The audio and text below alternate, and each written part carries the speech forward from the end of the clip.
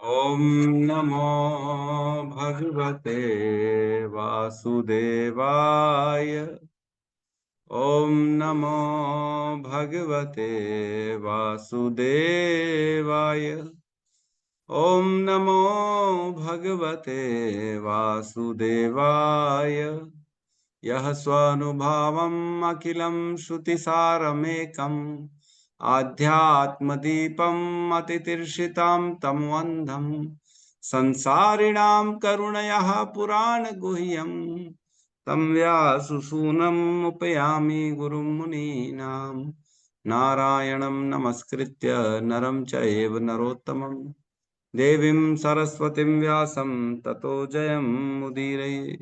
समर्तां स्वकथा कृष्ण पुण्यश्रवण कीर्तिनः हृदयन्तस्थो हि अभद्राणि विदुनोति सुहृत् सताम्। नष्टप्रायेषु भद्रेषु नित्यं भागवत सेवया भगवती उत्तम श्लोके भक्तिर्भवति नैष्टिकी। समर्थः श्रद्धया नित्यं गृणतश्च स्वचेष्टितम् कालेन नातिदीर्घेण भगवान् विशते हृदि। कृष्णाय वासुदेवाय देवकी नंदनाय च नंदगोपकुमाराय गोविंदाय नमो नमः।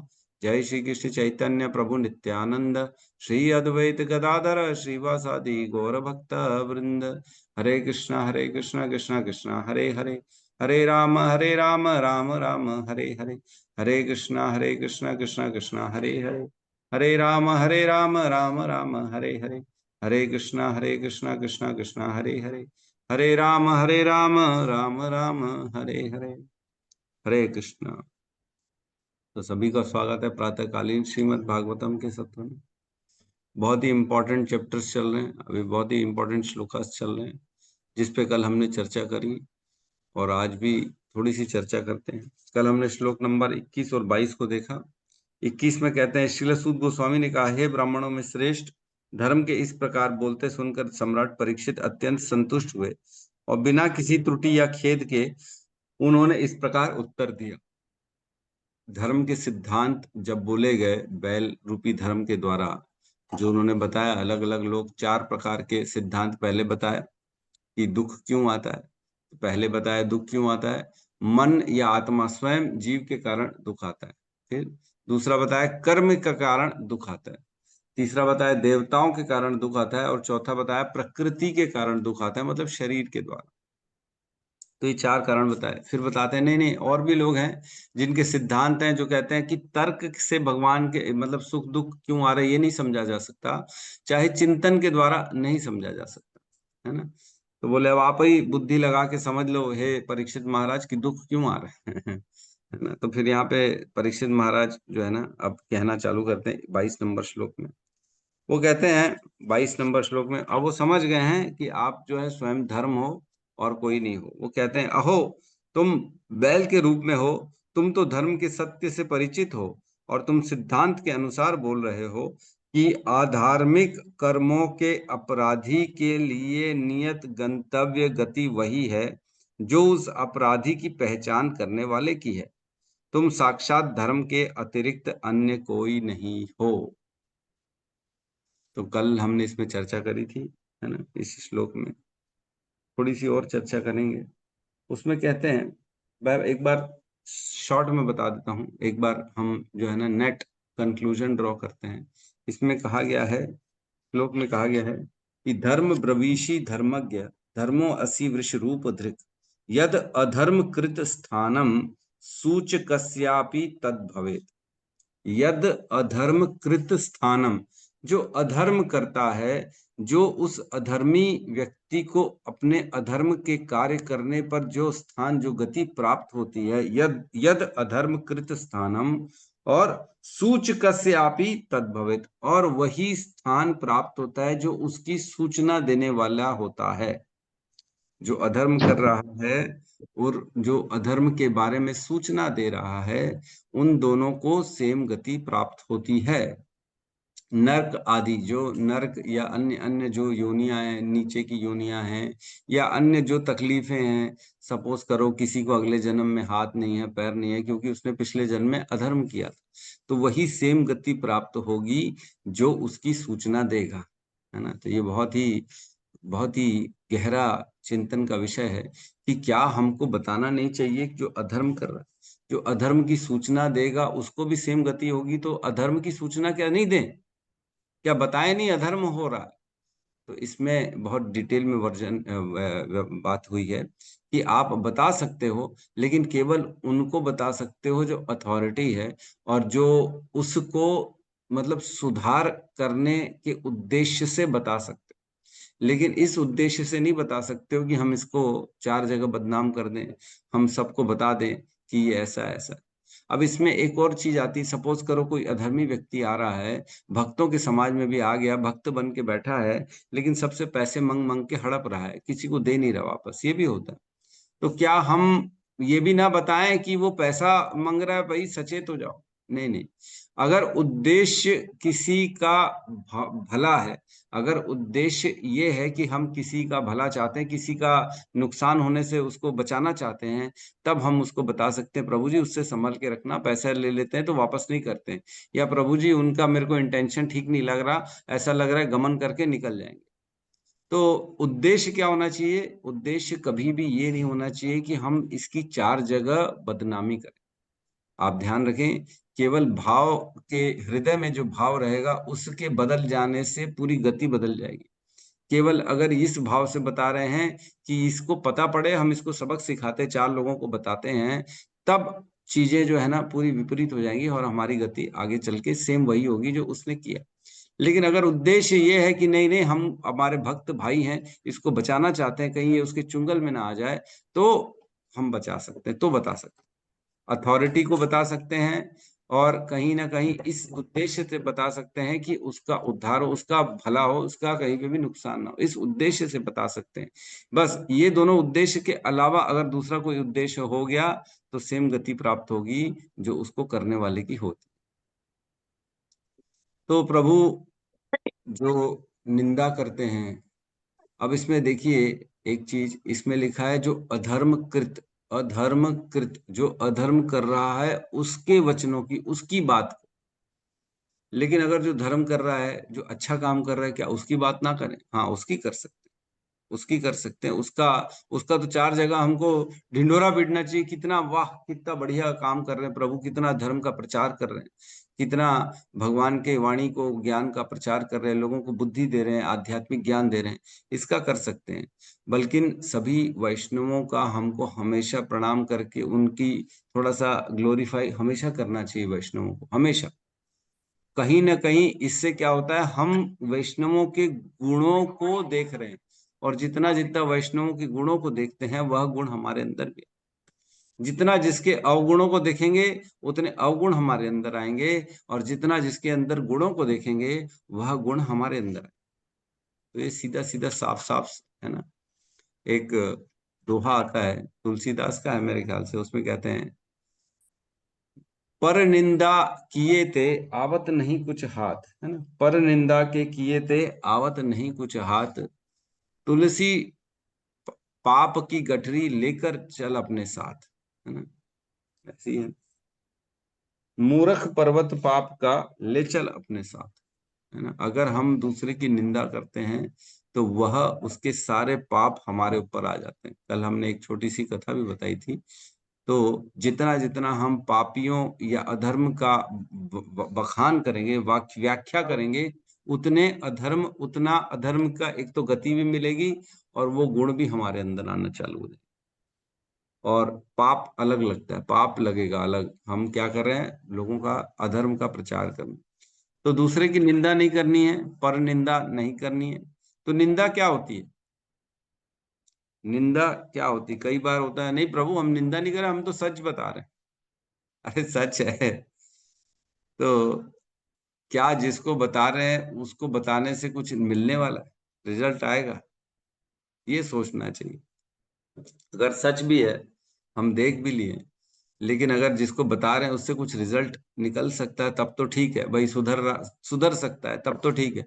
लेकिन सुधर नहीं सकता, कहाँ की निंदा पड़ोसी से कर रहे हैं, दोस्त से कर रहे हैं, दिन रात, आजकल तो फोन फ्री हो गई है, जितना फोन में बात करो कोई पैसा लगता नहीं है, तो आदमी जब तब देखो फोन लगा लगा के एक दूसरे की चुगली करता है। आजकल तो चुगली के ग्रुप बन गए, आओ आओ चुगली करें, एक दूसरे की चुगली करें, उसकी माता की चुगली करें, उसकी चुगली करें। जितना जितना निंदा करेंगे, अनवांटेड जगह पे प्रचार करना, प्रचार नेगेटिव प्रचार करना एक्चुअल में है ना, किसी के गुणों का, नेगेटिव अवगुणों का प्रचार करना किसी के, वो भी अनवांटेड जगह में। सीनियर्स को बता सकते हैं, प्रभु इसमें देखो ये ना प्रॉब्लम है, ये व्यक्ति ऐसा है, इसका नेचर ऐसा है, वो बता सकते हैं। क्यों? क्योंकि हमको उसको ठीक करना है। उद्देश्य क्या है? ठीक करना है। लेकिन उद्देश्य ठीक करना है ही नहीं, मन में उद्देश्य क्या है? इसका और डिफेम करना, उसके नाम को नीचे करना, मट्टी पलित करना। तो ऐसे में क्या होता है? ऐसे में हमारा ही पतन हो जाएगा, हमारा ही पतन होगा, हम ही नीचे गिर जाएंगे, हमारे ही अंदर अवगुण आना चालू हो जाएंगे। इसलिए कभी भी दूसरों के अवगुण को नहीं देखना चाहिए, कभी भी किसी की पर निंदा नहीं करनी चाहिए, और फैक्ट्स को केवल अथॉरिटी के सामने डिस्क्लोज करना चाहिए, केवल सीनियर के सामने डिस्क्लोज करना चाहिए कि प्रभु मेरी परिस्थिति ऐसी मैं देख रहा हूँ। कई बार ऐसा हो जाता है कि हम भक्तों के समाज में रहते हैं, तो रहते रहते दिखते ही हैं, किसी के अवगुण हमारे सामने है, उसके अवगुण दिख रहे हैं, क्या करें? अंदर से तो लग रहा है अरे ये इतना गलत काम क्यों कर रहा है, भक्तों के भी ऐसा कर रहा है, तो क्या किया जाए? तब अपने सीनियर से डिस्कस करना चाहिए, प्रभु मेरे को ऐसा ऐसा चीजें दिख रही हैं, मैं भक्ति नहीं कर पा रहा हूँ, मेरे प्रति, मेरे अंदर ना उनके प्रति नेगेटिविटी आ रही, मैं क्या करूँ? ये चर्चा करी जा सकती है।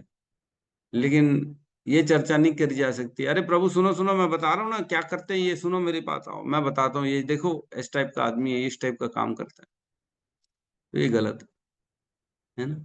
हमेशा अपनी दृष्टि को पॉजिटिव रखना चाहिए। एक ही ग्लास में आधा पानी भरा हुआ है, तो कोई बोलता है आधा खाली है, आधा पानी भरा है ना।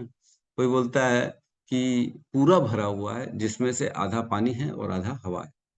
तो हमेशा हमको पॉजिटिव देखना चाहिए, आधा खाली नहीं देखना चाहिए, हमको पूरा भरा देखना चाहिए। नहीं नहीं, इसमें पानी भी है और हवा भी है, दोनों है। ठीक है, थोड़ी नेगेटिविटी सब में होती है, क्योंकि पूर्व के संस्कार जो होते हैं इतनी जल्दी नहीं जाते। जो हमने इतने जन्मों तक भोग किया है, उस भोग के संस्कार इतनी जल्दी हमारे चित्त से नहीं जाते हैं। यद्यपि हम भक्ति की साधना की प्रैक्टिस कर रहे हैं, लेकिन धीरे धीरे धीरे धीरे सफाई होती है ना। कपड़े से एकदम से जो है कालिक निकल नहीं जाती है, थोड़ा समय लगता है निकलने में, है ना। हर कार्य में एक समय लगता है, दूध को भी दही बनने में एक पूरी रात का समय लगता है। इसी प्रकार व्यक्ति जो है उसको शुद्ध होने में एक समय लगता है। तो वो जो समय काल है इन बिटवीन, जो अभी हम हैं, वो समय के बीच में प्रोसेस में है, भक्त बने नहीं है अभी तक। हम भक्ति की प्रैक्टिस कर रहे हैं, हम डिवोटी बनने की प्रैक्टिस कर रहे हैं। तो यद्यपि प्रैक्टिस के दौरान तो अवगुण आएंगे ही। हमने पूरी तरह से अपने उस भौतिक संसार को छोड़ा कहाँ है? उसी में ही तो बैठे हैं, उसी में लिप्त। तो कुल मिला के जो उसकी सूचना देता है, सूचना देने वाला भी सेम गति को प्राप्त होता है। तो इसलिए यहाँ पे धर्म रूपी बैल सूचना ही नहीं दे रहे हैं परीक्षित महाराज को कि मेरी ये हाल किसने कर दिया। तो आज अगले श्लोक में प्रवेश करते हैं हम, 23 नंबर श्लोक में।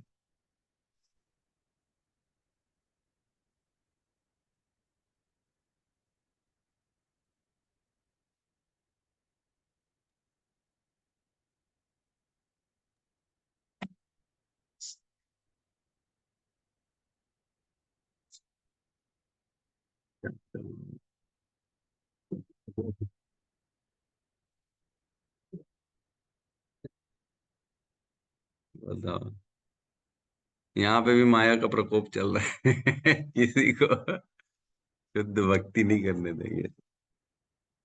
ठीक है, श्लोक क्रमांक 23 साथ में दोहराएंगे।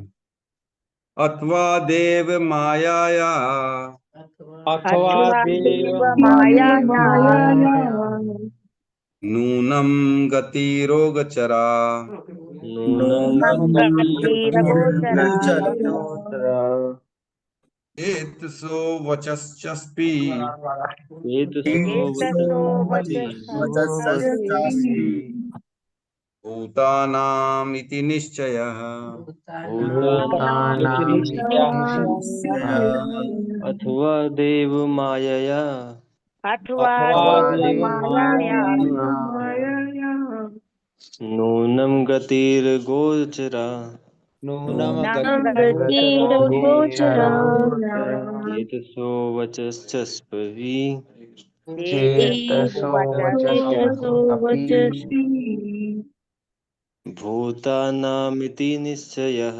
भूतानामिति निश्चया निश्चयः हरे कृष्ण। अथवा देव मायाया अथवा अथवा देव देव मायया मायया नूनं गतिर्गोचरा नूनं नूनं गतिर्गोचरा गतिर्गोचरा सो वचश्च अपि चेतसो वचस्पति वचस्ति भूतानामिति निश्चयः।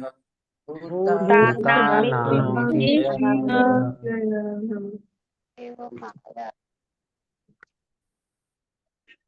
अथवा देव मायाया अथवा देव मायया नूनं गति अगोचरा नूनं गतिर्गोचरा चेतसो वचश्चापि चेतसो वचस्ति भूतानाम् इति निश्चयः। भूतानामिति निश्चया निश्चयः अनुवाद।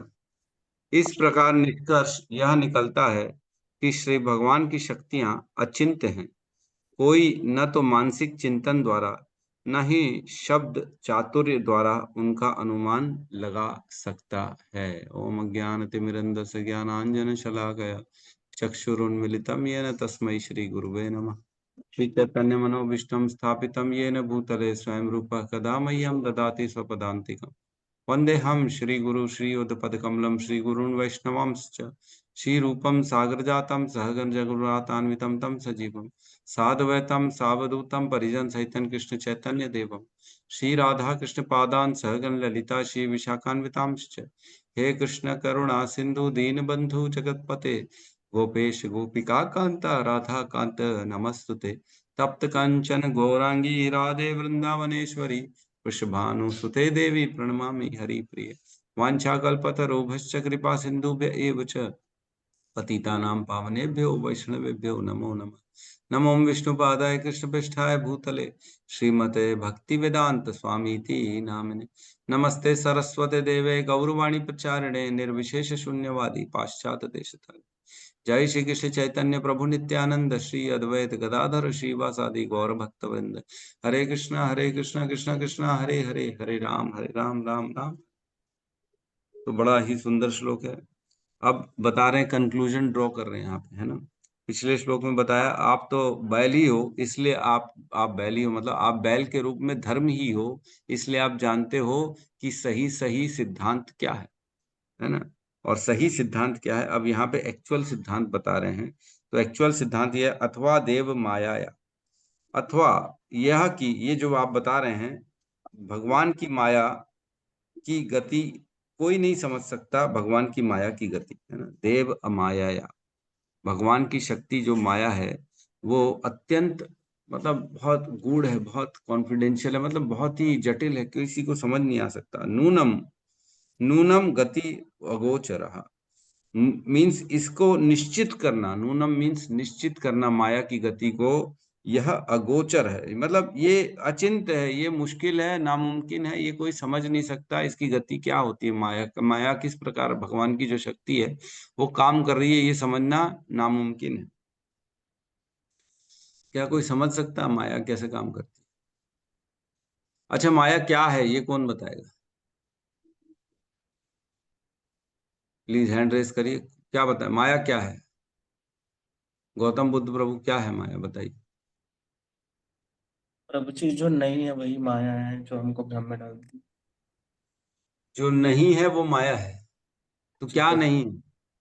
जो हमको लगता है ये भौतिक संसार सत्य है। ये तो माया का प्रभाव बता रहे हो ना आप। ये तो माया का प्रभाव है ना, जो नहीं है उसको हम मान लेते हैं, ये तो माया का प्रभाव है। लेकिन माया क्या है? जो हमें भगवान कृष्ण से दूर ले जाते हैं। ये तो उसका कार्य हो गया ना, ये तो माया का कार्य है कि वो हमको कृष्ण से दूर लेके जा रही है, लेकिन माया है कौन? माया फिर कौन है? तो प्रभु जी जो हमारे अंदर अविद्या है, जो भगवान को भुला देते हैं हमको। ये तो माया का कार्य है ना, अविद्या से हमको भगवान को बुला देती है। ये माया की शक्ति है जो हमारे ऊपर प्रभाव डालती है, लेकिन माया है कौन? तो माया फिर प्रभु जी प्रकृति है, जो हम आसपास हम जो देख रहे हैं। मतलब आसपास हम जैसे आपको देख रहे हैं, या दीवार, घर, पेड़, पौधे। प्रभु जी तो फिर एक भ्रम इल्यूजन जो रहता है, वास्तविक जो भगवान की शक्ति है। ठीक है, यस यस। रूपाली माता जी आप बताइए। हरे कृष्णा प्रभु जी। प्रभु जी, माया वो इल्यूजन है जो हमें हमेशा भ्रम में रखती है, और हम हमेशा अपने फॉल्स ईगो में जीते हैं कि मैं टीचर हूँ, या अपने प्रोफेशन को ही खुद मान लेते हैं। या इन शॉर्ट हम बोल सकते हैं कि माया वो है जो हमें शरीर मानने पे मजबूर करती है और भुला देती है कि हम आत्मा हैं। ये तो माया का काम है ना, वो आपको भुला दे दुर्गा रही है। देवी है, दुर्गा देवी माया है। दुर्गा देवी माया है, अच्छा, ये आपने आंसर कुछ हद तक ठीक दिया, दुर्गा देवी माया है। ठीक है, यस। माधुरी लीला माता जी। हरे कृष्णा प्रभु जी, दंडवत प्रणाम। हाँ प्रभु जी, माधुरी। माया जो है भगवान की एक भौतिक शक्ति है, जो हमें मतलब हमें वो भटकाती है, अपने इससे भटकाती है, भगवान भ्रम भ्रम में रखती है। एक्चुअली ये प्रकृति की ही शक्ति है जो कि भगवान द्वारा ही चलित होती है। प्रकृति की शक्ति नहीं है, भगवान की शक्ति है। और भगवान की भी भगवान शक्ति कोई भौतिक शक्ति नहीं होती, भगवान की सारी शक्तियां आध्यात्मिक शक्तियां होती हैं। है ना? तो है, तो ये भगवान की ही शक्ति ना। हाँ हाँ है, मैंने कहा ना भाई, आपने कहा था भौतिक शक्ति, बता रहा हूँ मैं, भौतिक शक्ति नहीं है। जी। ठीक है, तो भगवान की सारी शक्तियां जो है ना वो आध्यात्मिक ही होती हैं। ठीक है, सबने अच्छा समय अच्छा ट्राई किया। यस, सावित्री माता जी कहिए। हरे कृष्णा प्रभु जी, वही बोलने वाली थी, भगवान की पराशक्ति। दो शक्ति है ना, पराशक्ति पराशक्ति, तो पराशक्ति है शायद। नहीं नहीं, पराशक्ति नहीं है, भगवान की बहिरंगा शक्ति है। बहिरंगा शक्ति। हम्म, जी प्रभु जी, बहुत बहुत धन्यवाद। हरे कृष्ण। यस सत्यम प्रभु। हरे कृष्ण प्रभु जी। हरे कृष्ण प्रभु जी, आवाज आ रही है प्रभु जी? अरे अरे अरे बोलिए। हाँ प्रभु जी, मुझे ऐसा लगता है कि भगवान के अलावा, मतलब भगवान से रिलेटेड कोई भी कार्य न करें, या मतलब भगवान को सम्मिलित करके ना करें, तो वो माया है। कोई भी कार्य भगवान को सम्मिलित ना करके करें तो वो माया है। जी प्रभु जी। ये तो हमारे कार्य आप बता दिए ना, हम जो कर रहे हैं वो कार्य हम किसके लिए कर रहे हैं आप वो बता रहे हो, आप माया क्या है ये तो नहीं बता पा रहे हो। चलो ठीक है, कोई बात नहीं। यस, रघुनाथ दास जी आपसे भी उत्तर ले लेते हैं। ह- हरे कृष्णा प्रभु जी, जैसे कि आप थोड़ी देर पहले बताया, भगवान की बहिरंगा शक्ति माया देवी है, माया है। माया देवी का कार्य है प्रभु जी, वो हमको पूरी तरह से प्योरीफाई करती है कि हम पूरी तरह से समर्पण के साथ भगवान के चरणों में जाएं। माया का काम है प्यूरिफाई करना कि भगवान के समर्पण में जाएं? कैसा कर रहे हो आप? माया का काम है कि दूर ले जाना भगवान से। प्रभु जी, हाँ, दूर ले जाना, किंतु प्रभु जी जब हम माया के प्रभाव से जब बार बार विलग होंगे, तो उसके बाद फिर प्रभु जी माया का प्रकोप हम पे कार्य नहीं करेगा। हाँ, ठीक है, चलो बहुत बहुत अच्छा, सबने अच्छा समय अच्छा ट्राई किया, तो बस ठीक है, आप हैंड हैंड लोअर कर सकते हैं।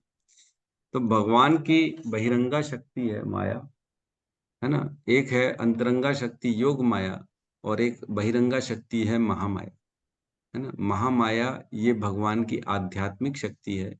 चाहे आप उनको जो है योग माया और महामाया, योग माया की छाया है महामाया, और महामाया जो इस संसार में है, प्रकृति चलाने की उनको जिम्मेदारी दी जाती है, और वो दुर्गा देवी कहलाती है। और दुर्गा देवी का काम है कि हमको भ्रम में डालना, हमको इस संसार में फंसाए रखना, और भगवान से दूर रखना। ठीक है, ये माया का कार्य है। तो यहाँ पे अथवा देव माया या नूनम गति गोचरा, ये अचिंत, ये मुश्किल है बड़ा निकाल के बताना कि ये कैसे कार्य करती है। ये मतलब नामुमकिन है किसी को समझना, अचिंत्य है, किसी के चिंतन से बाहर है। उसमें कह रहा है चेतसो वचस च अपि, मन तथा वचन से इसको समझना बोलना असंभव है। हम बोलने की कोशिश कर रहे हैं, मैंने इसीलिए प्रश्न पूछा ताकि आपको पता पड़ जाए कि हम बता ही नहीं सकते कि माया है क्या, असली में माया है क्या, ये हम बता भी नहीं सकते। चेतसो वचश्च भी, चिंतन के द्वारा चाहे वचन के द्वारा हम इनकी व्याख्या नहीं कर सकते। माया कैसे कार्य कर रही है, माया है कौन, ये नहीं बता सकते। और क्या कह रहे हैं, भूतानाम इति निश्चय, किसी मनुष्य के लिए निश्चित करना ये मुश्किल है, नामुमकिन है। मतलब भगवान अगर कह रहे हैं, है ना, भगवान कहते हैं ना, देवी ही ऐशा गुणमयी मम माया दुरत्तया मामेव ये प्रपद्यन्ते माया मेताम तरन्ति ते।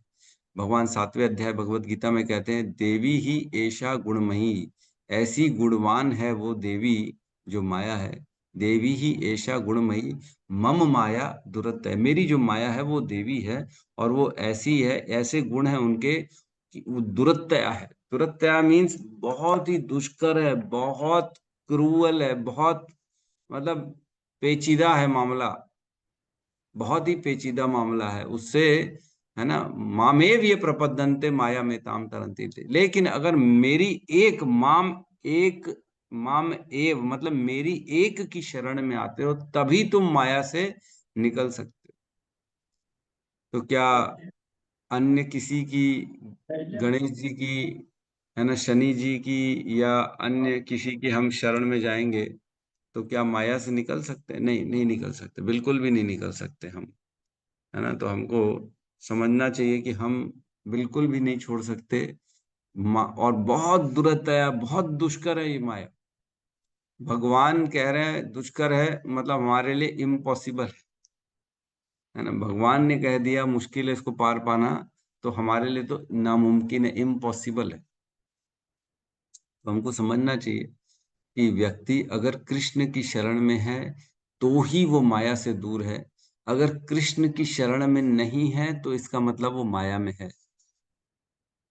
सीधा सीधा समझना चाहिए। जो व्यक्ति हर कार्य को, अपने आप को पूर्ण रूप से कृष्ण में समर्पित करता है वही माया से बच के जीवन निकाल सकता है, अदरवाइज वो माया में फंसा रहेगा। ये बहुत बड़ा है ना, कहते हैं ना, कृष्ण सूर्य सम माया है अंधकार, यहाँ नहीं कृष्ण तहाँ माया अधिकार, जहां जहां नहीं माया तहाँ ऐसी है ना, कृष्ण सूर्य सम माया है अंधकार, जहां कृष्ण तहां नहीं माया अधिकार। जहां कृष्ण है वहां माया का अधिकार हो ही नहीं सकता। मतलब एक ही ऑप्शन है, या तो कृष्ण या तो माया, और कोई ऑप्शन ही नहीं, थर्ड ऑप्शन ही नहीं। जो कई लोग सोच रहे हैं ना, नहीं नहीं हम तो योग करेंगे, हम तो, है ना, ध्यान करेंगे, हम ये चिंतन करेंगे, हम उस गुरु की शरण में जाएंगे, वो हमको प्रोसीजर सिखा दिया है, ये करा दिया है, ऐसा ऐसा योग सिखा देते हैं और हम अपने आप को अलग कर लेते हैं। ऐसा नहीं, कर ही नहीं सकते हो, क्योंकि भगवान ने कह दिया भगवत गीता में, मेरी शरण में आओगे तो ही माया से बच सकते हो, नहीं तो नहीं बच सकते। बात ही खत्म, फुल स्टॉप लग जाना चाहिए, इसके आगे चिंतन ही नहीं करना चाहिए। तो अप्रकृत्यात और अनिर्देश्यात, है ना, हमने पढ़ा 2 श्लोक पहले जब धर्म में बताया, अप्रकृत्यात और निर्देश्यात, कहते हैं कि इसको चिंतन से नहीं समझा जा सकता और तर्क से नहीं समझा जा सकता। वही चीज यहाँ पे कह रहे हैं कि हम माया को नहीं समझ सकते। तो माया भक्तों के समाज में भी बहुत प्रभाव डालती है। माया कैसे प्रभाव डालती है? जब हम चैंटिंग करते हैं तब हमको ये कई बार भान होता है कि क्या वाकई में ये काम करता है, चैंटिंग क्या वाकई में काम कर रही है, क्या मैं भगवान का नाम बोल रहा हूं तो इससे हो रहा है कुछ परिवर्तन आ रहा है, भगवान सुन भी रहे हैं कि नहीं सुन रहे हैं, मैं कर क्या रहा हूं, मैं कहीं समय तो अपना वेस्ट नहीं कर रहा हूं। बहुत बार सवाल आता है कि नहीं आता है? हैंड रेस करें सब, किसको किसको ऐसा सवाल आता है, मैं चैंटिंग कर रहा हूँ, मैं ये नियम को फॉलो कर रहा हूँ, तो ऐसा तो नहीं कहीं टाइम वेस्ट कर रहा हूँ? इतना अमूल्य जीवन की मेरी जवानी और मेरे ये सारे भोग की वस्तुएं छोड़ छोड़ के मैं खाली अपने इंद्रियों में निग्रह करके कहीं टाइम तो नहीं बर्बाद कर रहा हूँ? हैं? मेरे को तो लगता है। लेकिन एक चीज और लगती है मेरे को पता नहीं क्यों बहुत ज्यादा विश्वास है प्रभुपाद के वचनों। प्रभुपाद ने बोला है तो बस मेरे को, मतलब मैं वो चीज को ग्रहण नहीं कर सकता क्योंकि मेरे सीनियर ने ग्रहण कर लिया, प्रभुपाद ने वो चीज को ग्रहण कर लिया, उनको मालूम है, वो बोल रहे तो फिर पक्का है, डन है। मेरे को नहीं समझ में आ रहा, मैं नहीं मानता हूँ, लेकिन मेरे गुरु ने बोल दिया तो मैं मानता हूँ। मतलब मैं सेल्फ उसको रियलाइज नहीं कर पा रहा हूं, मैं उसको तत्व से नहीं समझ पा रहा हूं, लेकिन चूंकि मेरे गुरु ने तत्व से समझा इसलिए मैं उनकी बात को, वचन को अंधश्रद्धा आंख मूंद के मानता हूं मैं, इसलिए वो जो बोलेंगे वो सही है। यद्यपि हम इतने कलमश से भरे हैं इसलिए हमको ये सब चीजें नहीं समझ में आ रही हैं, लेकिन मेरे गुरु बोल रहे हैं तो पक्की बात, एकदम सत्य है। ये विश्वास रहना चाहिए। कई बार माया हमको भ्रम में डाल देती है बोलती है विग्रह खाना खाते भी हैं। कई बार ऐसा होता है, भोग लगा रहे, अरे रख तो देते हैं, वही उठा लेते, पता नहीं क्या है, भगवान खा रहे हैं कि नहीं खा रहे हैं, भगवान सेवा स्वीकार कर रहे हैं कि नहीं कर रहे हैं, चैंटिंग के द्वारा भगवान प्रसन्न हो रहे हैं कि नहीं हो रहे हैं। सुबह उठ रहा हूं, मैं बड़ी मुश्किल से उठ रहा हूँ, इतनी तकलीफ झेल रहा हूँ, पता नहीं सही रास्ते पे जा रहा हूँ कि नहीं जा रहा हूँ। ये सारे सवाल हमारे अंदर आते हैं, और ये सवाल उठाने वाला कौन है? ये है माया। भक्तों में भी प्रभाव डालने के लिए माया ये सब करती है। किसी को पद प्रतिष्ठा दिलाने के लिए चक्कर में माया फंसाएगी, उसको पद चाहिए, प्रतिष्ठा चाहिए, नाम चाहिए, मेरा ही मेरा बने भैया, और किसी का ना बने, मैं यहाँ का राजा बना, मेरी पूछ हो जहां जहां जाऊं मेरी पूछ हो। हनुमान जी से पूछा गया आपकी पूछ, बोले जब से मेरी पूछ में आग लगी तब से मेरी पूछ बढ़ गई। रावण ने मेरी पूछ में आग लगा दी। तो जैसे जैसे हम भगवान के सेवा में लगते हैं ना, वैसे वैसे हमारी पूछ बढ़ जाती है। पूछ मतलब नीचे टेल नहीं, हमारी नाम पूछ बढ़ जाती है, पूछ पूछ बढ़ जाती है। तो अपने आप को भगवान की सेवा में लगाएंगे तो पूछ बढ़ेगी, ना कि अपने बुद्धि से, अपने अपने प्रयोजनों से हम सोचेंगे नहीं मैं अपना नाम कैसे करूं और प्लानिंग करेंगे, उसको उसकी टांग काटते ना। अपनी अपना नाम बढ़ाने के दो रास्ते हैं, या तो खुद मेहनत करो या तो दूसरे का नाम नीचे मट्टी में डाल दो, तो अपना नाम बढ़ जाएगा खुद ब खुद। तो लोग क्या करते हैं, दूसरे की टांग खींचते रहते हैं, उसकी दुष्प्रचार चालू कर देंगे, दूसरे का दुष्प्रचार, दूसरे का अरे समझ नहीं रहे दुष्प्रचार का कितना बड़ा प्रभाव है। दुष्प्रचार करने से वह सारे अवगुण हमारे अंदर आते हैं, वही गति हमारी भी हो जाती है जो एक अधर्म करने वाले की गति हो जाती है। केवल सूचना मात्र देने से, किसी के सूचना दे देंगे कि वो गलत काम कर रहा है तो वही गलत काम का प्रभाव हमारे ऊपर आ जाएगा, हमको भी वही गति प्राप्त होगी। तो यहाँ पे तात्पर्य में कहते हैं, यद्यपि वह यह निश्चित रूप से जानता है कि श्री भगवान ही सभी वस्तुओं के कर्ता हैं, है ना, अंतिम कर्ता से परिचित हुए मनुष्य को वास्तविक संपन्न कर्ता से अनभिज्ञ नहीं बने रहना चाहिए।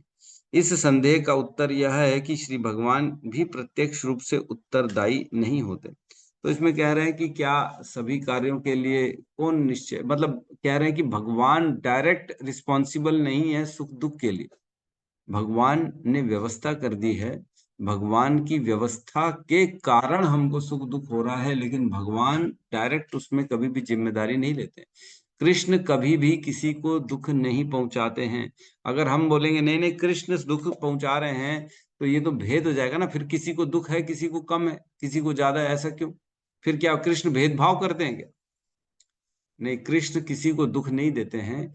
कृष्ण की अध्यक्षता में माया का ये कार्य होता है। मया अध्यक्षेण प्रकृते सूयते सचराचर हेतुनान कौन्तु ये जगत विपरीत वर्तते। यह मेरी अध्यक्षता में ही माया काम कर रही है जो लोगों को सुख दुख दे रही है, मैं नहीं दे रहा हूं। भगवान इससे अलग है, दूर है ना। यहाँ पे कह रहे हैं, एक बहुत इंपॉर्टेंट लाइन है इसके बाद, माया सदैव श्री भगवान की परम सत्ता के विषय में संदेह उत्पन्न करती रहती है। जैसे हमने कहा अभी कि माला काम करती है कि नहीं करती, नाम जब काम करता है कि नहीं करता, इस तरह के संदेह क्वेश्चंस बार बार हमारे ऊपर अंदर उठते हैं और हमको लगता है कि वाकई में काम कर रही है कि नहीं कर रही। ठीक है, तो हम अगले श्लोक में लेते हैं, अगले श्लोक में प्रवेश करते हैं।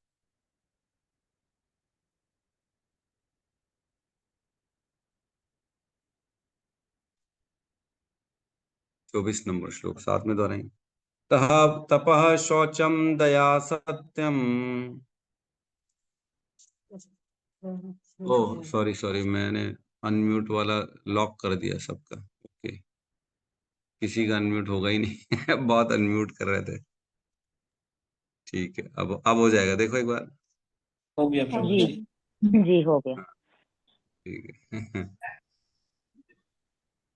ठीक है। तपः शौचम दया सत्यम तपः तपः शौचम दया सत्यम् इति पादा कृते कृता इति इति पादाः पादः कृते कृते कृताः अधर्म अधर्मंशस्त्रयो भग्ना अधर्मस्य भग्ना मया संगम मया संगमदैस्तवः समय मया वैष्णवः संगमदैस्तव तपः शौचं दया सत्यम् तपः शौचं दया शौचम् इति पादः ते कृताः इति पादाकृते कृताम् अधर्म असंशय त्रय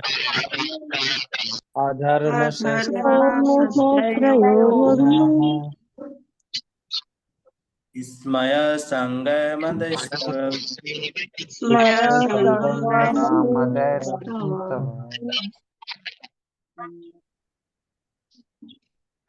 हरे कृष्ण प्रभु जी, धन्यवाद प्रभु। प्रणाम। प्रभु जी, मैं 2-3 बार डिस्टर्बेंस करने के लिए, क्योंकि दर्शन करने जा रहे हैं, कुछ आए हैं यहाँ पे, एक बार देख लेगा आप। किसके दर्शन करा रहे हैं प्रभु?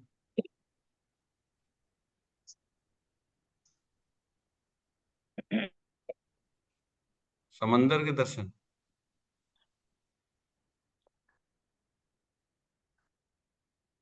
अरे प्रभु, हमारे को श्लोक से सब माया है, सब माया। ये पूरी का समुंदर है क्या चैतन्य महाप्रभु जिसमें?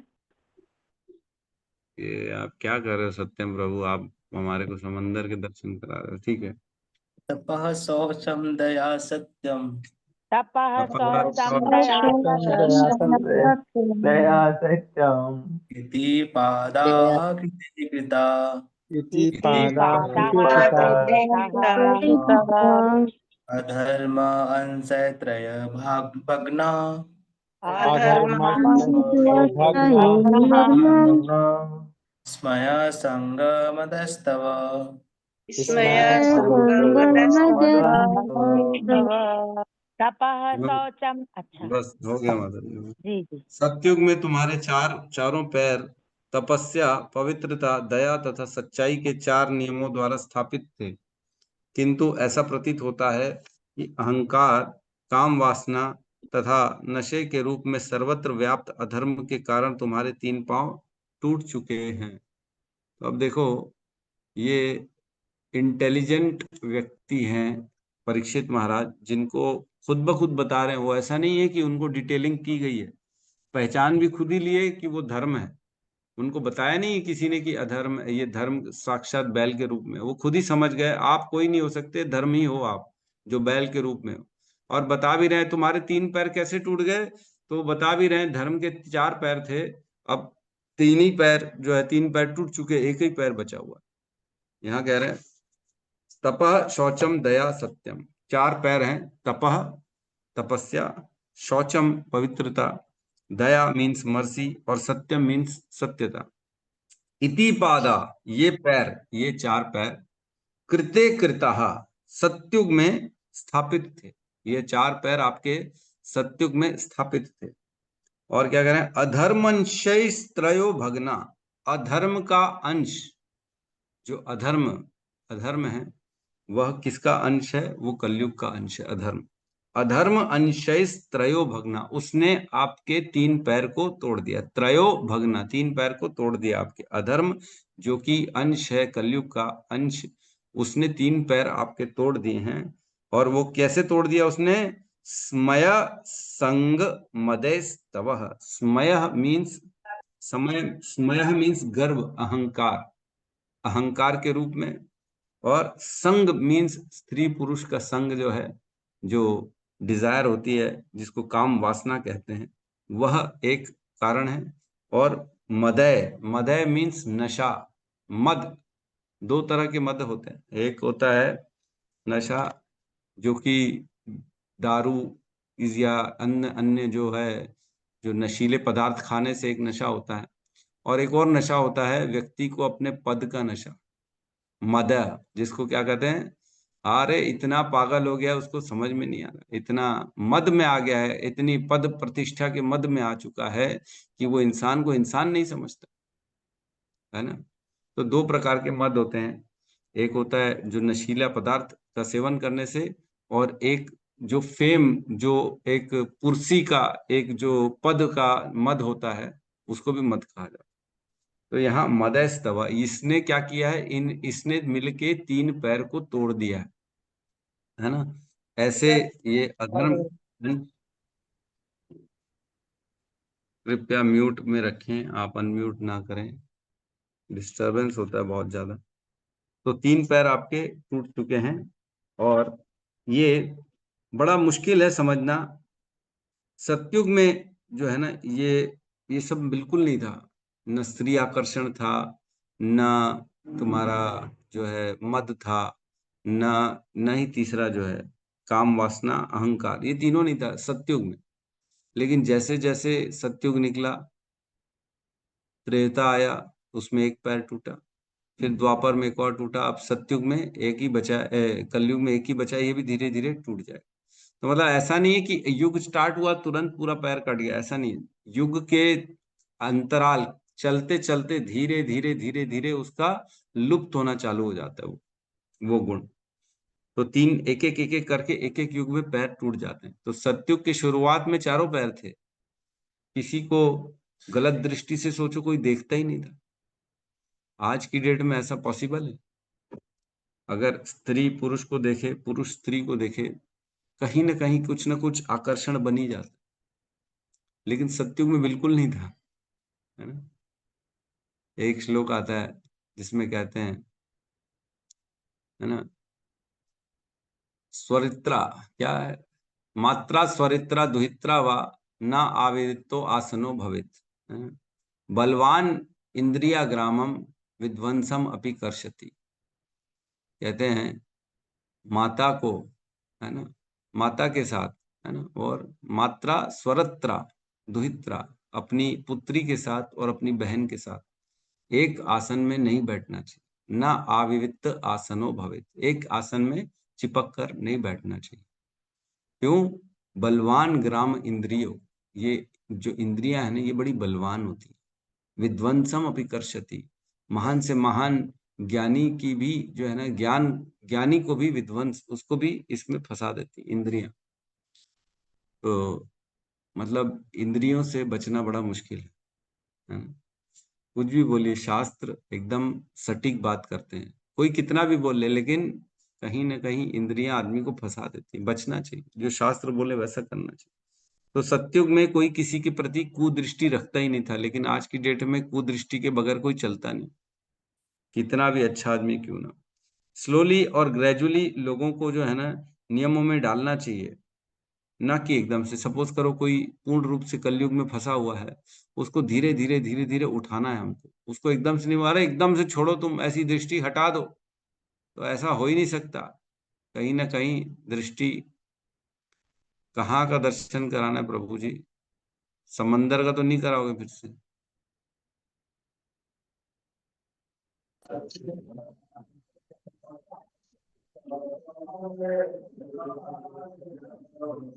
हरी बोल, ये तो चैतन्य महाप्रभु दिख रहा है मेरे को। हरी बोल, जय हो जय हो। ये तो हरि बोल। ये तो वो है, क्या बोलते हैं, हरिदास समाधि है ये तो, मायापुर। हरिदास नहीं नहीं, जगन्नाथपुरी में है, हरिदास समाधि है ये। और जगन्नाथपुरी यहाँ में। पे हाँ, हरिदास जी की समाधि है ये। बहुत सुंदर, यस यस। चैतन्य महाप्रभु हैं, नित्यानंद महाप्रभु हैं यहाँ पे, है ना। जगन्नाथ प्रभु भी दिख रहे हैं प्रभु। नित्यानंद महाप्रभु हैं, बहुत सुंदर। हरि बोल, धन्यवाद। ठीक है प्रभु, थैंक यू वेरी मच। हम क्लास में कंटिन्यू करते हैं, ठीक है। यहाँ कह रहे हैं कि माया कैसे हमें ठग रही है। माया धीरे धीरे धीरे धीरे ये हमको भुला देती है, हम कृष्ण के अंश हैं, हम अपने आप को शरीर मानते हैं। आज की डेट में इतना आसान है, मोबाइल, टीवी, यूट्यूब, कैसे भी करके माया हमको परेशान करेगी। बचपन से हम देख रहे हैं ऐसी स्थिति बनी हुई है लोगों के घर में। इसके तात्पर्य में लिखा है संस्कृति के आधार के कारण मनुष्यों को माया ठगती, संस्कृति के आधार। तो लोगों के यहाँ संस्कार ही बने हुए हैं बचपन से टीवी देखने का, पिक्चर देखने का। तो लोगों का बचपन से ऐसा लगता है नहीं नहीं, यही जो है हमारे यही संस्कार है, हमको तो टीवी देखना ही है। तो संस्कृति के अभाव लोग जाग नहीं पा रहे हैं। बचपन से जो ब्राह्मण के कार्य ब्राह्मण करते नहीं है, तो उनके बच्चों को वो संस्कृति मिलती नहीं। इस प्रकार माया धीरे धीरे उनके मतलब बीज रूपी उनके बचपन से उनके अंदर प्रवेश करती है माया, और उनको ठगना चालू कर देती है। माया ठगती है। इसमें तात्पर्य में कहते हैं भ्रमक शक्ति या भौतिक प्रकृति जीव पर उस अनुपात में अपना प्रभाव दिखाती है जिस अनुपात में जीव माया के भ्रमक आकर्षण का शिकार होते हैं। मतलब जो व्यक्ति जितना माया के सामने माया से भ्रमित होता है, उतना उतना मतलब इफेक्ट डालती है। अनुपात मतलब समझ रहे हैं, जिसका जितना अविद्या से ग्रस्त होगा उतना माया उसके ऊपर प्रभाव डालती चली जाए। हम जितना जितना ये मानना चालू कर देंगे कि हम शरीर हैं, उतना उतना अधिक माया हमको फंसाना चालू करेगी। और जितना जितना हम ये मानना चालू करेंगे कि नहीं मैं शरीर नहीं आत्मा हूं, उतना उतना माया का प्रभाव हमारे ऊपर कम होता चलेगा। इजी है, मतलब आप समझिए कई लोग ऐसे हैं जो चाय के बिना नहीं रह सकते। अरे बोले चाय के बिना तो मेरे को मजा ही नहीं आता। क्यों? क्योंकि वो अपने आप को फंसा रहे माया में। चाय का आकर्षण है ना, अन्य अन्य शराब का आकर्षण। कई लोग गुटखे के बिना अपना जीवन को अधूरा समझते, बोला मैं गुटखा के बिना जी नहीं सकता, मर जाऊंगा गुटखे के बिना। कई लोग हैं ऐसे। स्मोकिंग, आजकल तो देखते हैं हम नशा मुक्ति केंद्र खुले हुए हैं। क्यों खुले हुए हैं? ताकि आदमी को बचाया जा सके, लेकिन आदमी फंसा हुआ, उसी में फंसा हुआ, माया में फंसा हुआ। तो पतंगे प्रकाश की चमक से आकृष्ट होते हैं और इस प्रकार वे अग्नि के शिकार हो जाते हैं। इसी प्रकार ठगनी शक्ति माया सदैव बद्ध जीव को मोहित करके उन्हें मोह की अग्नि में झोंकती रहती है। ठगा जा रहा है बार बार हमको, माया बार बार हमारे को फंसाने की कोशिश कर रही है। बार बार अंदर से आवाज आती, छोड़ दो भक्ति, सो जाओ, क्या करोगे जल्दी उठ के, जीवन जियो, मजे करो, एंजॉय करो। ये क्या जीवन चुन लिया तुमने?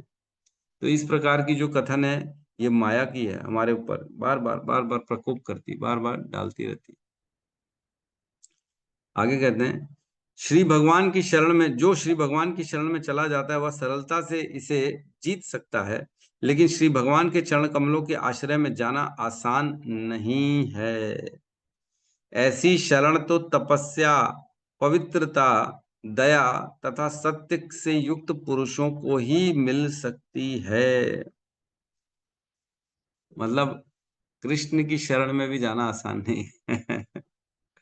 माया को छोड़ के निकलना बहुत मुश्किल है। कह रहे हैं ऐसी स्थिति कैसे आती, जब आदमी सत्यता, तपस्या, पवित्रता को अपनाता है, तभी वह कृष्ण की शरण में जा सकता है। मतलब चार पैर जो हैं, तपस्या, पवित्रता, दया और सत्य, ये चार पैर धर्म के, जब इसको हम फॉलो करेंगे तभी हम कृष्ण की शरण में जा सकते। इसलिए प्रभुपाद ने चार नियम दिए ताकि ये चारों के चारों पैरों का जो है हम फॉलो कर सके। धर्म एक्चुअल में अपने जीवन को धर्म अनुरूप जिए बेसिकली, तभी हम कृष्ण की शरण में जा सकते हैं। और जैसे कृष्ण की शरण में जाएंगे तब जाके माया हमको छोड़ेगी। हर व्यक्ति जो शरणागत है कृष्ण के, उसको माया ने छोड़ दिया ऐसा नहीं है। जो 16 माला कर रहा है, जो नियम फॉलो कर रहा है, उसको माया ने छोड़ दिया है क्या? ऐसा नहीं है, सबने नहीं छोड़ा। जो भी भक्ति की प्रैक्टिस कर रहा है, जब तक हम शुद्ध ना हो जाएं, जब तक भगवान की शरणागति को पूर्ण रूप से स्वीकार न कर ले, तब तक माया का प्रकोप रहता ही है। जब तक अपने साथ सुख और दुख जो हो रहा है उसको यह न मान ले कि ये कृष्ण के द्वारा मिल रहा है और जो मिल रहा है वो अच्छा मिल रहा है। जब ही दुख मिलेगा तुरंत हमारा आ जा, अरे हमारे को भी दुख दे रहे हो, 16 माला वाले करने वाले को भी दुख दे रहे हैं। अरे वो तो भक्त है प्रभु, भक्त के साथ इतना दुखी, उसने 16 माला करी और उसका मर्डर हो गया। प्रभु कैसे कर रहे हो? भगवान ने अपने भक्त की रक्षा नहीं करी। ये माया का प्रकोप है ना। माया तब तक छोड़ती नहीं है जब तक हम अपने जीवन की बागडोर कृष्ण के हाथ में ना दे दें। सुख मिले चाहे दुख मिले प्रभु, मैं दोनों में बस आपके शरण में हूं। सुख मिला तो ये सोचूंगा आपकी कृपा है, दुख मिला तो ये सोचूंगा आपने मेरे को कम करके दिया। क्या ऐसा विचार आता है? ऐसा विचार आएगा तब हम माया के प्रकोप से बाहर होंगे। लेकिन जिस दिन ऐसा विचार आने लगा कि नहीं नहीं दुख क्यों आ गया मेरे को, हाय भगवान आपने दुख मुझे दे दिया, मेरे को तो नहीं देना चाहिए था, मैं तो आपकी शरण में हूं, तब माया में बेसिकली हम उनकी शरण में नहीं है, माया की शरण। तो ये बहुत ही बारीक डिफरेंस है, बहुत ही छोटा सा, बहुत ही सूक्ष्म रूप का डिफरेंस है जो आदमी समझ नहीं सकता। माया की सेवा कर रहा है कि कृष्ण की सेवा कर रहा है ये पता ही नहीं पड़ेगा। दिख तो रहा है यद्यपि 16 माला कर रहा है, 4 नियमों को फॉलो कर रहा है, लेकिन पता लगा वो कृष्ण की सेवा नहीं कर रहा, वो माया की सेवा कर रहा है।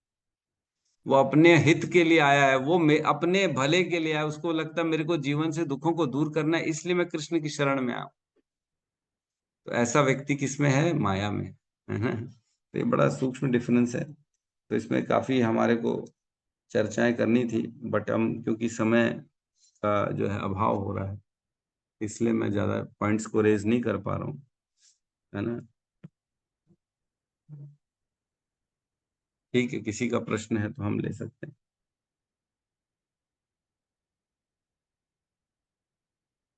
हरे कृष्ण प्रभु जी, धन्यवाद प्रणाम। हाँ प्रभु जी, राम जैसे कलयुग का प्रभाव के बारे में लिखा है। कलयुग के प्रभाव से कंगाल को भी अपनी कौड़ी का अभिमान है। स्त्रियां पुरुष के मन को हरने हेतु एक से एक आकर्षक वस्त्र पहनती हैं और पुरुष को शराब पीने, धूम्रपान करने, चाय पीने तथा तंबाकू खाने चबाने की लत पड़ गई है। ये सभी आदतें या सभ्यता की तथाकथित प्रगति ही सारे अधर्म की जड़ है और इसलिए व्यभिचार, घूस तथा भाई भतीजावाद व्याप्त है। तो ये सत्य है, कहीं पे भी जाओ। मैंने भी ये नोटिस किया है कि गुटखा खाने वाले लोग जो होते हैं ना, आपस में 4-5 लोग, उनको लगता है हम श्रेष्ठ हैं। हम गुटखा खा रहे हैं, 2-4 अरे आओ गुटखा खाते हैं, आओ हम सिगरेट पीते हैं, तो वो लोग क्या सोचते हैं, वी आर हम लोग थोड़े से बेटर हैं। मैं कभी भी जाता हूँ, मैं तो खाता पीता नहीं, उठना बैठना तो करना पड़ता है, बट लेकिन ऐसा लगता है हम, मेरे को मैं लोनली फील करता हूँ क्योंकि ये लोग सब एक जैसे खाने पीने वाले व्यक्ति। तो उनको अरे ये क्या करेंगे, इनको कुछ नहीं मालूम, अपन चलो अपन अपना करके आते हैं काम। ठीक है भाई, जाओ करके आओ। तो ये एक प्रकार का ना मद आ जाता है व्यक्ति को कलयुग में। गुटखा खाने का मद हो जाता है, दारू पीने का मद हो जाता है, सिगरेट पीने का मद हो जाता है। ये सब कोई चीज अच्छी है बताओ? आदमी को दिख रहा है सिगरेट के पैकेट में ऐसे गंदे लंग्स, फटे हुए लंग्स हैं, फिर भी उसको पीता है, सोचता है मैं अपने आप को श्रेष्ठ मानता है वो। तो उसी प्रकार स्त्रियां हैं, वो स्त्रियां भी आजकल छोटे छोटे वस्त्र पहन रही हैं और उनको लग रहा है we are modern, we are better. तो ये बड़ा दुर्भाग्य है कि कोई छोटे वस्त्र पहने और वी आर बेटर सोचे। ये कैसा, मतलब केवल आकर्षण का केंद्र बनना नहीं है कम वस्त्र पहनना। आकर्षण बढ़ाने के लिए लोग व्हाट्सएप में, इसमें, यूट्यूब में, इंस्टा में इतने सारे रील डाल रहे हैं, उसमें देखो तो कैसे कैसे जो है लोग कपड़े पहन रही हैं। मतलब इसमें कहते हैं आचार्य हमारे, वैसे ही पूरा जमाना, पूरा संसार में ना काम वासना भरी पड़ी हुई है, क्योंकि अनेक जन्मों से हम इसी को करते आ रहे हैं। और उसके बाद उसको बढ़ाने के लिए ही कम वस्त्र, चाहे आजकल पुरुष हो तो वो भी डोले शोले बना के ऐसा छोटी सी हाफ पैंट पहन के वो खड़े हो जाते हैं अपने आप को दिखाने के लिए, ताकि आकर्षण का केंद्र बने, चाहे माता जी लोग हो चाहे प्रभु जी लोग हो।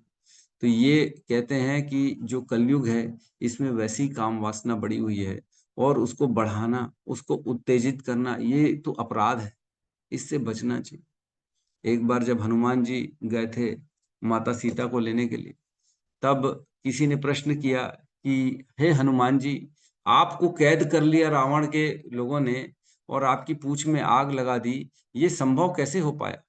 आप तो इतने शक्तिशाली हैं, आपको कैसे संभव हुआ? तो बोले मेरे से एक अपराध हो गया था। बोले क्या अपराध हो गया था?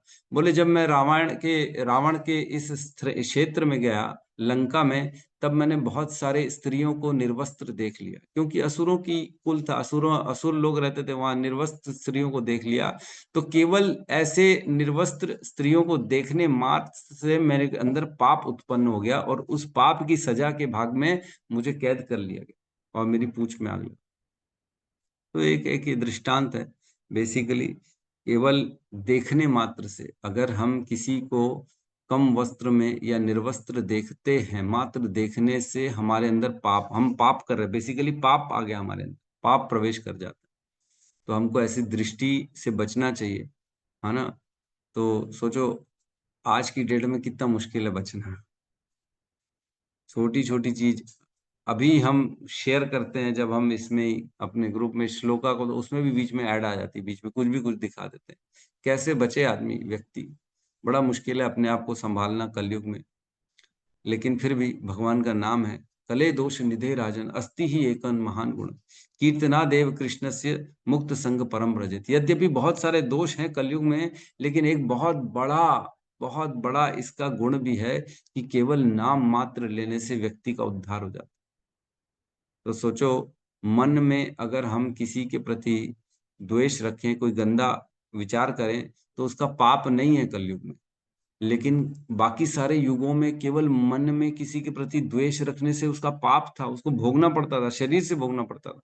लेकिन कलयुग में इतना बड़ा डिस्काउंट मिला हुआ है हमारे को, सोचो कुछ भी, कोई फर्क नहीं पड़ता, कोई उसका आपके ऊपर जो है उसका पाप नहीं लगेगा। लेकिन अगर अच्छा सोच लिया कि आज से मैं भगवान की भक्ति करूंगा और भगवान का नाम लूंगा, तो मात्र संकल्प से उसका फल मिल जाता। अगर हमने केवल सोच लिया कि भगवान की मैं भागवत कथा कराऊंगा, 7 दिन की कथा मैं इतनी अच्छी कराऊंगा, इतनी अच्छी कराऊंगा, मात्र ये संकल्प करने से भागवत कथा कराने का फल मिल जाता है कलयुग में। तो है कि नहीं, एक बहुत बड़ा एडवांटेज है हमारे लिए। डिस्काउंट ऑफर चल रहा है, सीजन है, सीजन सेल चल रहा है, कलयुग सीजन सेल। फटाफट भगवान की भक्ति में लगें और अपने आप का उद्धार कर लें। नाम मात्र से भगवान की प्राप्ति सबसे आसान। ठीक है, तो यहाँ पे हम आज की क्लास को क्लोज करते हैं। हरे कृष्णा। यस माता जी बोलिए। हरे कृष्णा हरे कृष्णा हरे हरे कृष्णा कृष्णा हरे कृष्ण राम हरे राम राम राम राम राम समस्त भक्त वृंद की की जय। जय। जगत गुरु शील प्रभुपाद की राधे की जय जय। जय। गौर प्रेमानंदे। हरि हरि प्रेमानंदे हरि हरि हरि बोल। हरि हरि बोल। हरे कृष्णा कृष्णा प्रभु प्रभु कृष्णा जी प्रभु जी धन्यवाद। हरे बहुत कृष्णा। धन्यवाद प्रभु जी आपका। हरे कृष्णा हरे प्रभु जी। कृष्ण प्रभु जी, दंडवत हरे कृष्णा प्रभु जी, धन्यवाद प्रणाम। प्रणाम प्रभु जी। हरे कृष्णा।